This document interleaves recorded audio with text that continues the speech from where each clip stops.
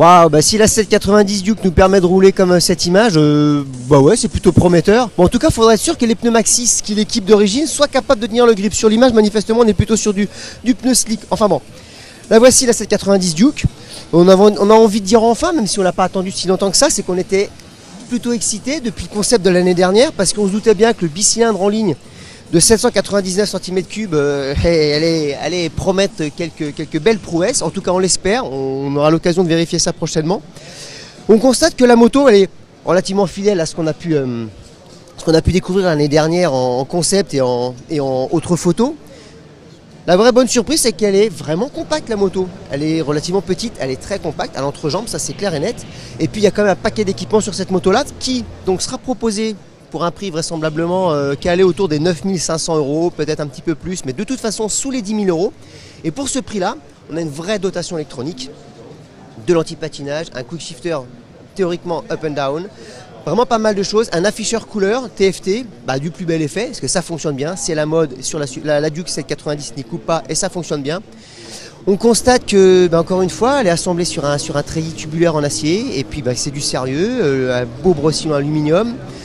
Il y a juste des petites choses, alors c'est vraiment dans le détail, c'est quand on va pousser un peu loin, même si le freinage est monté avec une pompe émettrice radiale, des étriers à fixation radiale, on voit que c'est du matériel qui n'est pas issu des marques de prestige, tel Brembo ou Magura ou autre. On est sur du produit fait pour KTM, a priori par des manufactures plutôt situées du côté de l'Inde, mais enfin bon.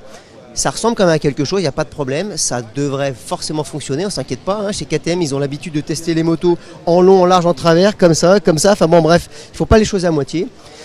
Et voilà, tout l'environnement qu'on voit là, il y a un beau guidon, un guidon sans barre à cintre variable, il y a les commodos qui sont là pour piloter le tableau de bord, il y a tout, qu'est-ce qui pourrait manquer? Si, des suspensions réglables, parce que les suspensions ne sont pas réglables, elles proviennent de chez WP, qui appartiennent à KTM, on le rappelle, ou du moins au groupe de Stéphane Pierreur, et c'est pas réglable ni devant ni derrière. Il y a la précharge à l'arrière, mais zéro voie hydraulique. Cela dit, c'est freiné. C'est freiné et il doit y avoir une tenue, une vraie tenue, sans aucun doute. Bon alors voilà, on la découvrira en théorie dans les concessions, c'est fin mars, début avril.